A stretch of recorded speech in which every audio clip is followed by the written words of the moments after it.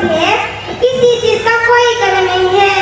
तो फिर हम कब आएंगे, किधर से आएंगे? देखो बहन, यहाँ शनिचर को छुट्टी रहती है और इतवार से पढ़ाई होती है। और देखिए बहन, मैं आपको आने का रास्ता दिखाती हूँ। नदी के किनारे सीधी पूरब की तरफ रेमन चौक से गुजरते हुए थोड़ी सी आगे बैगन का खेत के सामने है। तो आप इतवार को 8 बजे आ जाइए, मैं वहीं मिलूंगी।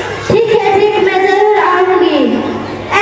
इंशाल्लाह। तो बोलिए ठीक है, फिर इंशाल्लाह हम आएंगे। इंशाल्लाह नहीं, इंशाल्लाह बोलिए।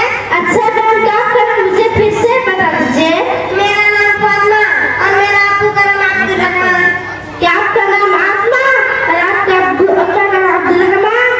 नहीं तो मेरा नाम फातिमा और मेरा अब्बू का नाम अब्दुल रहमान। अच्छा, तो फिर आप आइए, मैं वहीं मिलूंगी। अस्सलाम वालेकुम व रहमतुल्लाहि व बरकातुहू। वालेकुम व रहमतुल्लाह।